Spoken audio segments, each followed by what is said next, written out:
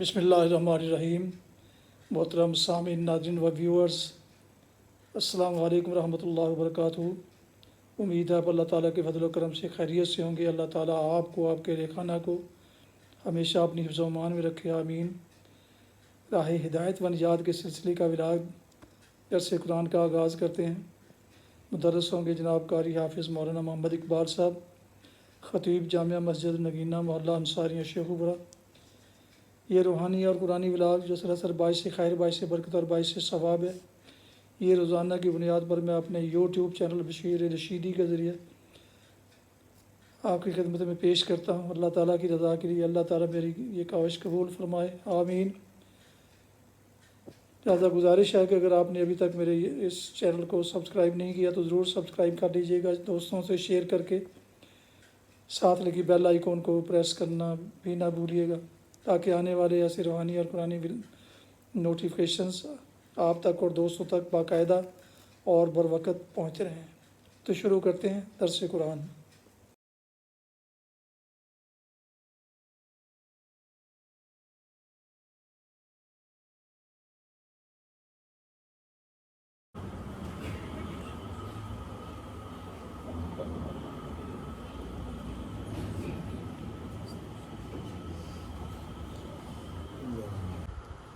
الحمدللہ وکفی والصلاة والسلام علی من لا نبی بعد، ما بعد فاعوذ باللہ من الشیطان الرجیم، بسم اللہ الرحمن الرحیم۔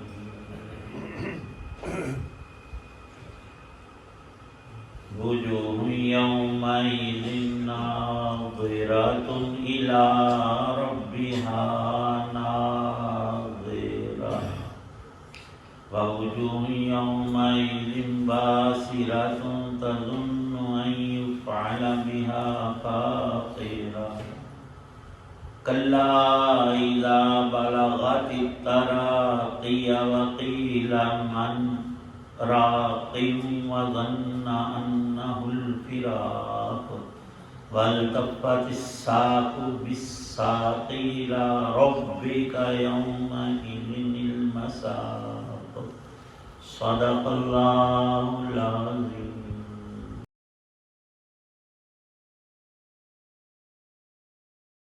اس دن بہت سے چہرے شاداب ہوں گے، اپنے رب کی طرف دیکھ رہے ہوں گے، اور بہت سے چہرے اس دن بگڑے ہوئے ہوں گے، سمجھ رہے ہوں گے کہ ان کے ساتھ وہ معاملہ ہوگا جو کمر توڑ دینے والا ہے۔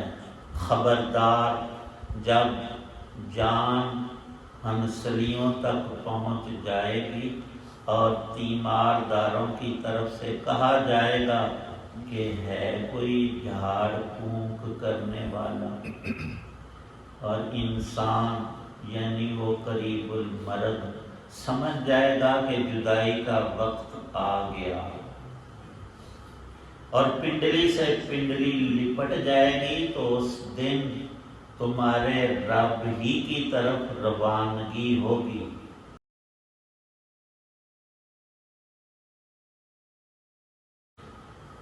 سورۃ القیامہ کی آیات 22 تا 30 ہیں۔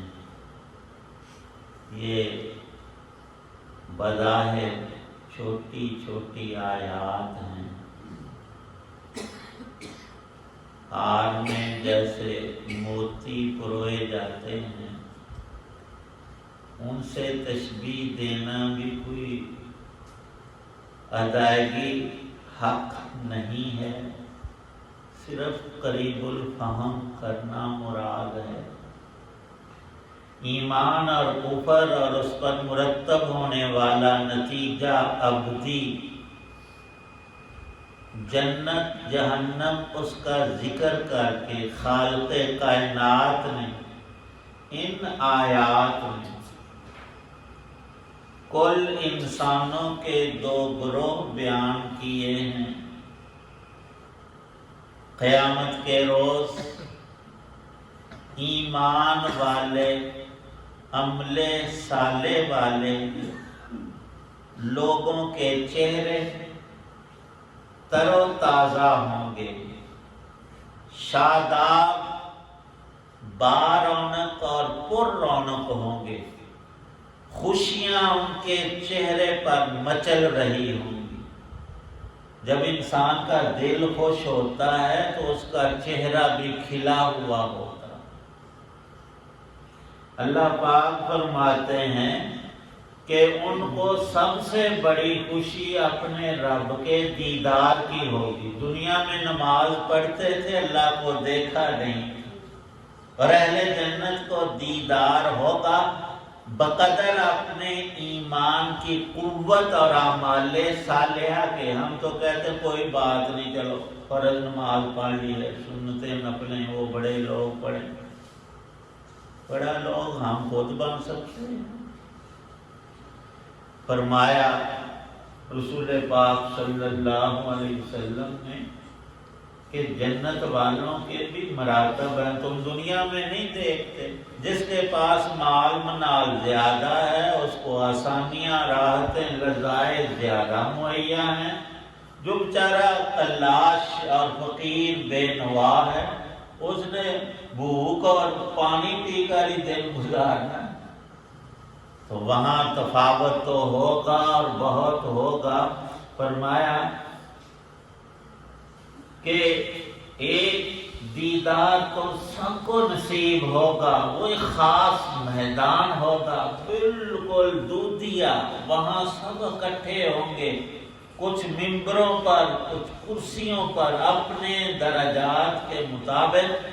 تو اللہ پاک اپنا دیدار عطا کریں گے اس جنت کے خاص میدان، ہم دنیا کا میدان نہ۔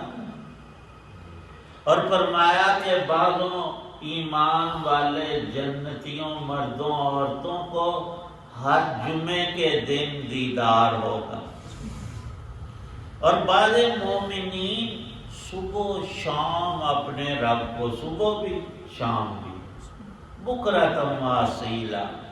اور بعضوں کا مقام یہ ہے کہ ہر وقت دیدار نصیب ہو، اور جنت کی کوئی بھی نعمت اللہ کے دیدار کا مقابلہ نہیں کر پائے۔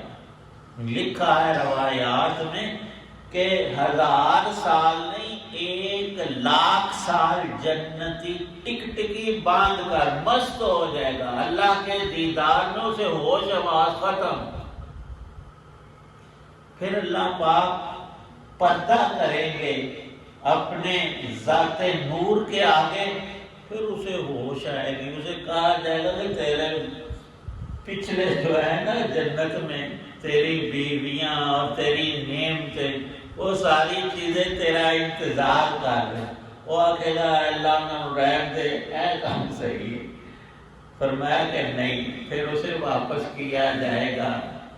تو یہ درجات، یہ تو گپ شپ تھوڑی ہے، اللہ پاک خود فرما رہے ہیں وجوہ یومئذ ناظرۃ الی ربھا ناظرہ۔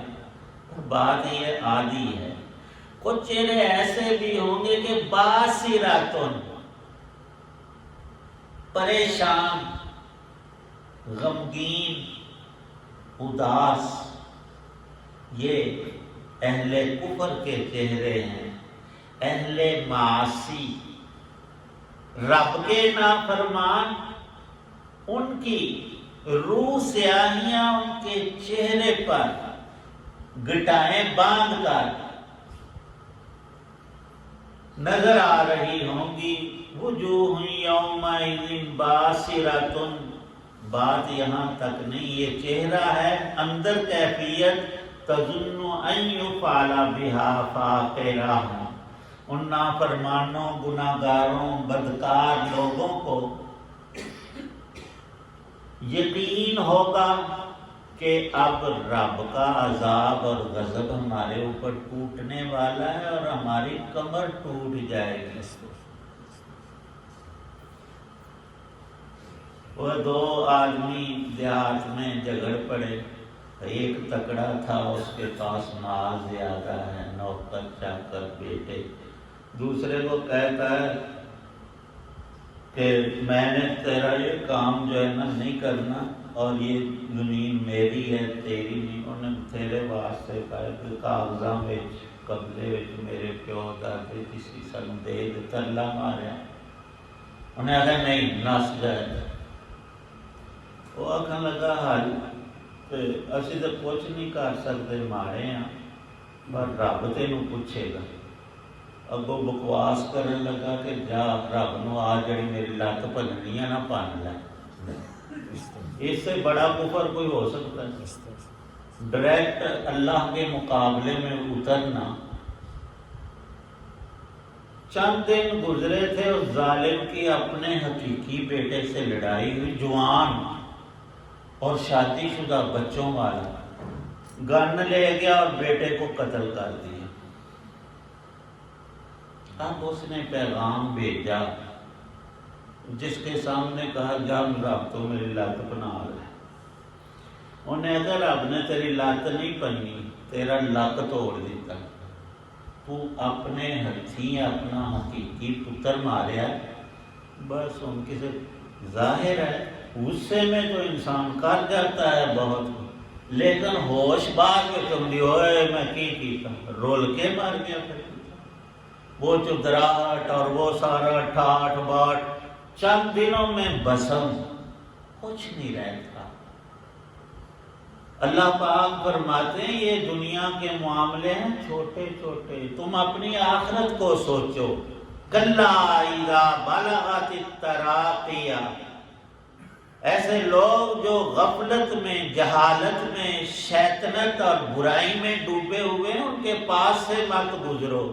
گندی جگہ ہو، گندا نالا ہو، گندگی نجاست کا ڈھیر ہو، وہاں پاس سے بھی نہیں گزرا جاتا، بدبو آتی ہے، اور کوئی کنکر مار دے اس گندگی اڑ کر ہمارے جسم کو، ہمارے کپڑوں کو خراب کر دے، گندے رات میں نہیں لگی۔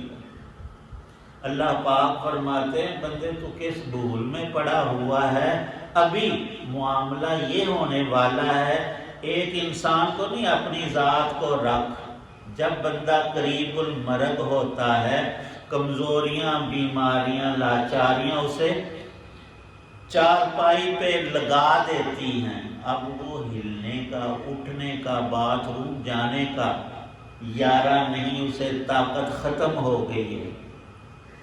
اور پھر اینڈ یوں ہوا کہ تیماردار، آئزہ، اقربا سب اکٹھے ہو گئے، وہ تو بالکل مرن دے نیڑے آئے، وہ نہیں میں خود، ہم اپنی ذات کو لائیں۔ قرآن نے اذا بالغت التراقی کہا ہے کہ فرشتے آ جاتے ہیں، وہ جان ملک الموت ایک نہیں، اس کے ساتھ ٹیمیں ہوتی ہیں، ہزاروں لاکھوں اور بھی ہوتے ہیں، وہ پھر اللہ کے حکم کو پورا کرتے ہیں۔ جو روح اللہ نے فرشتے کے ہاتھ بھیجی تھی، ماں کے پیٹ میں ہمارے جسم کے ساتھ اس کا اتصال کیا تھا، وہ کنیکشن، وہ جوڑ کاٹ دیتے ہیں جان کا جسم سے، اور جان کو نکالتے ہیں۔ اور لکھا ہے کہ پاؤں کے انگوٹھوں سے کام شروع ہوتا ہے، کئی لوگوں کی تو فوراً ہی نظر آتا ہے بس نکل گئی، اور کچھ تڑپتے ہیں، اور کچھ کئی دنوں تک پڑے رہتے ہیں موت و حیات کی کشمکش میں۔ بہرحال وہ فرشتے نکالتے ہیں روح، اور اس بندے کو جو مر رہا ہے، قریب المرگ ہے اور سکرات سے دوچار ہے، اسے یقین ہو جاتا ہے کہ اب میری جان نکلنی شروع ہو گئی، اور وہ پاؤں کے انگوٹھوں سے شروع ہو کر گھٹنوں تک، ٹخنوں تک، پھر گھٹنوں تک، پھر ناف تک اسے احساس ہو رہا ہوتا ہے۔ ہمارے ایک دوست ہیں، ان کے والد بہت نیک، قرآن کے قاری، نام بھی بڑا پیارا، قاری عبدالرحمن، زندگی بڑی اچھی گزاری، تو کینسر کے مرض میں مبتلا ہوئے، اور آخر میں سکرات کے وقت جب موت کی بے ہوشیاں تاری، تو وہ بتاتے بھی رہے اپنے بیٹے کو، بیٹا اب میرے پاؤں کی جان نکل گئی، اب میری ٹانگوں میں جان نہیں ہے۔ قرآن میں ہے کہ وہ ہنسلی تک یہ جو ہمارے سینے کی ہڈیاں ہیں ہنسلیوں تک جان کو کھینچ کر لاتے ہیں، اس وقت انسان چند لمبی سانسیں لے کر بجھ جاتا ہے دیے کی طرح سے۔ اس نقشے کو اللہ نے ان لفظوں میں کھینچا، وَقِيلَ مَنْ رَاقٍ۔ موجود جو پاس ہوتے ہیں مرنے والے کے، وہ کہتے ہیں اب ڈاکٹری حکمت دوائی تو یہ کھانے کا پینے کا رہا نہیں، کوئی جھاڑ پھونک والا کوئی کلمہ کلام پڑھ کر اس کو سورۃ فاتحہ کا یاسین کا دم کرے، وہ آخری حالت ہوتی ہے۔ ظن انہ الفراق، اس بندے کو، مجھے، آپ اپنا سوچیں کہ ہمیں بھی اس وقت یقین ہو جائے گا اب یہ وقت ہے جدائی کا۔ وہ موت کا وقت، کس سے جدائی؟ دنیا کی ہر چیز سے الگ ہو رہا ہے، اور جہاں جا رہا ہے اس کی خبر تو تھی، دیکھا کچھ نہیں تھا۔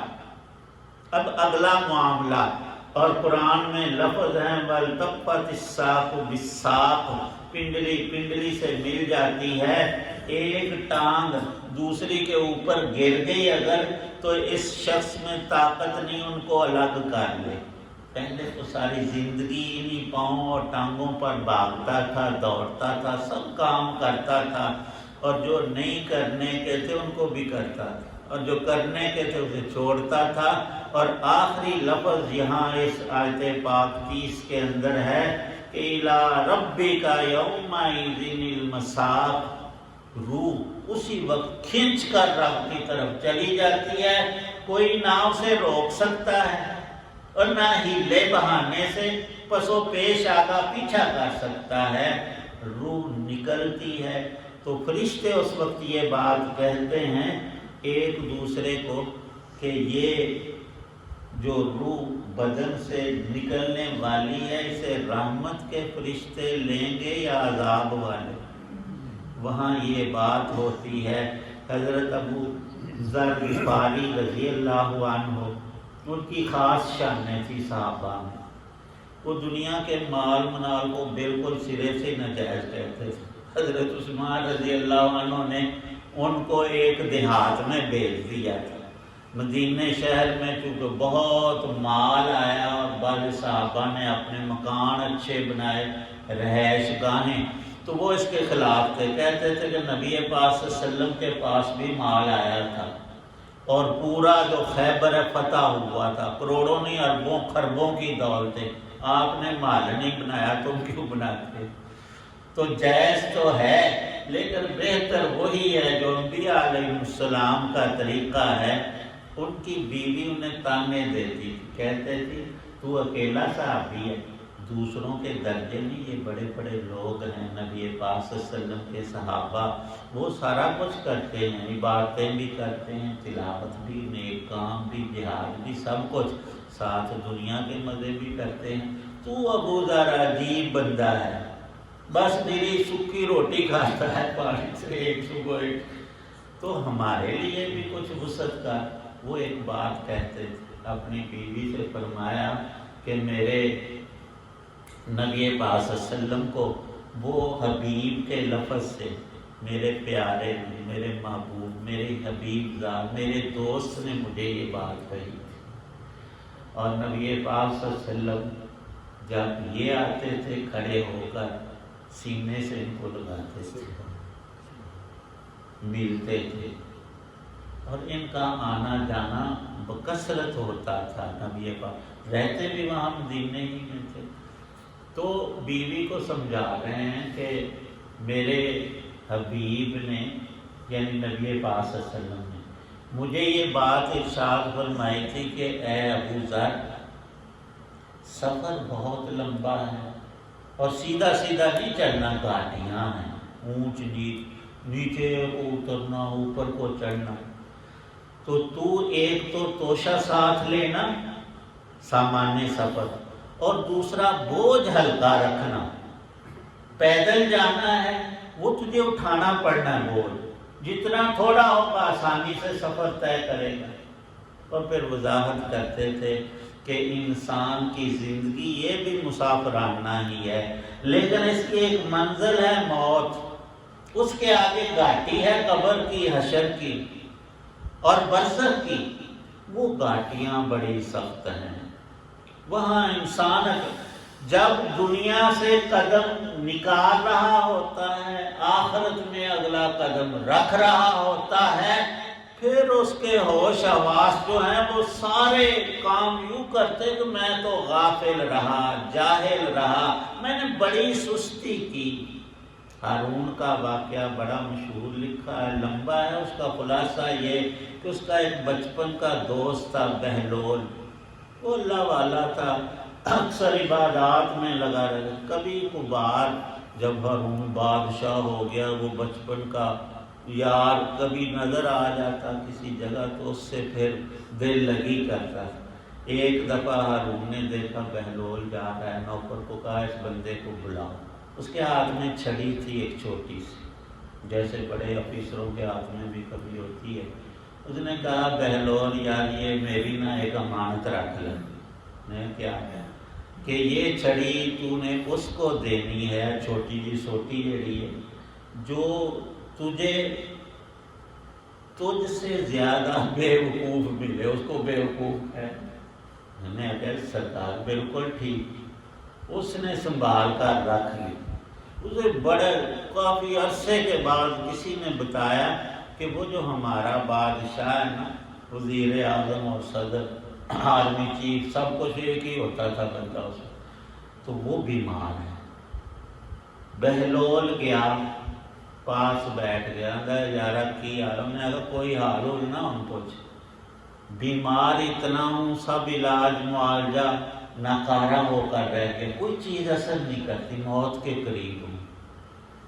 اس نے کہا اچھا دنیا میں کبھی سفر کرتا رہا؟ ہم نے کہا تجھے پتا بادشاہ، میں جب ایک شہر سے دوسرے شہر یا حج کے لیے یا جہاد کے لیے جاتا تھا تو لوگ میری شان دیکھتے تھے، کتنے گھوڑے اور اونٹ اور سامان اور سب کچھ۔ تو اس نے کہا کہ جب تو نے کہیں ایک ہفتہ رہنا ہوتا تو کتنی تیاری؟ اس نے کم از کم 1 مہینہ میرے نوکر پہلے متحرک ہو جاتے کہ بادشاہ سلامت کو کسی طرح کی کوئی زحمت نہ پیش آئے، ہر نعمت اور راحت ان کو ملے۔ اس نے کہا کہ 8 دن کے سفر کے لیے مہینہ تیاری ہوتی تھی، سارے نوکر بھی اور تو بھی اس فکر میں ہو جس سفر پہ اب جا رہا ہے اس کے لیے کچھ کیا ہے؟ اور رونے لگا، کہنے لگا کر تو سکتا تھا، بہت کر سکتا لیکن کیا کچھ۔ اس نے کہا دنیا کے ہر سفر سے انسان واپس آ جاتا ہے، یہ جو موت کا سفر جس پر اب تو جانے لگا ہے واپس کب آئے گا؟ پھر وہ رویا، کہتا کہ اس سفر سے کبھی تو واپس نہیں آیا، آگے جاتا ہے، موت سے قبر میں، قبر سے برزخ، برزخ سے حشر میں، حشر سے آگے جنت دوزخ میں اور آخرت میں پہنچ جاتا ہے۔ اللہ نے وہ سارا نقشہ چند آیتوں میں بالکل حقیقی طور پر ہمیں دکھایا ہے، پھر بھی ہم نہ سمجھے تو اس سے بڑی غفلت اور جہالت کوئی دوسری چیز نہیں۔ اللہ پاک ایمان اور اپنے صالح نصیب فرمائے۔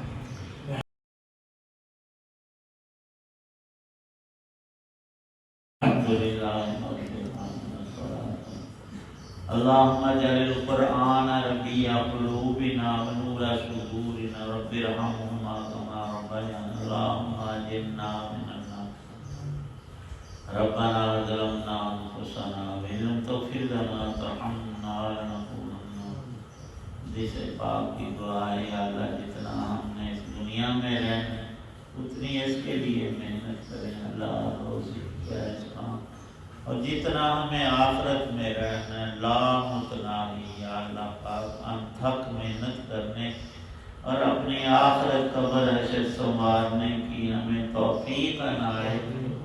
سب مسلمانوں کو 5 نمازوں اور فرائض کی پابندی نصیب، زندگی کے بقیہ لمحات گناہوں کی آلودگی سے کامل توبہ اور ہر لمحے کو اپنی یاد میں صرف کرنے، عبادت میں لگانے کی توفیق بخش۔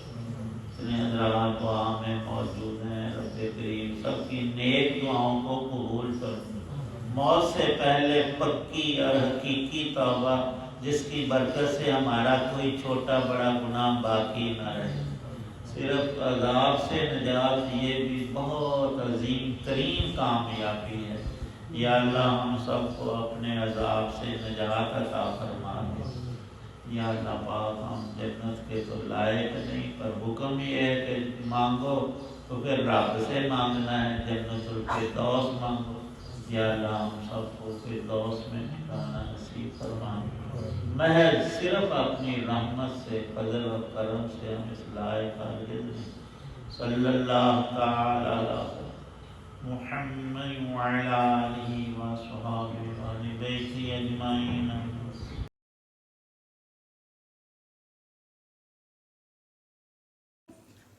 آپ دیکھ رہے تھے اور سن رہے تھے داہی ہدایت میں نجات کے سلسلے کا ولاگ درس قرآن۔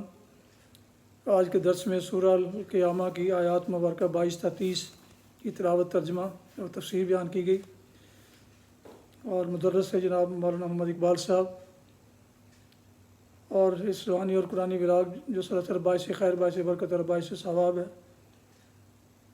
کو میں نے اپنے یوٹیوب چینل بشیر رشیدی پر اپلوڈ کیا، اللہ تعالیٰ کی رضا کے لیے۔ اللہ تعالیٰ میری یہ کاوش قبول فرمائے، آمین۔ اللہ تعالیٰ آپ کو، آپ کے اہل خانہ کو ہمیشہ اپنی حفظ و امان میں رکھے، آمین۔ اپنا بہت خیال رکھیے گا، اپنی دعاؤں میں پاک وطن، والدین، آباء و اجداد، اعزاء اقارب، دوستوں کے علاوہ اس ناچیز کو بھی شامل فرمائیں تو انتہائی شکر گزار ہوں گا۔ آج کا ولاگ اس دعا پر کہ آپ اور آپ کے اہل خانہ جہاں بھی رہیں خوش رہیں، آباد رہیں، شاد باد رہیں، آمین۔ السلام علیکم ورحمۃ اللہ وبرکاتہ۔ پاکستان زندہ باد۔ اللہ حافظ۔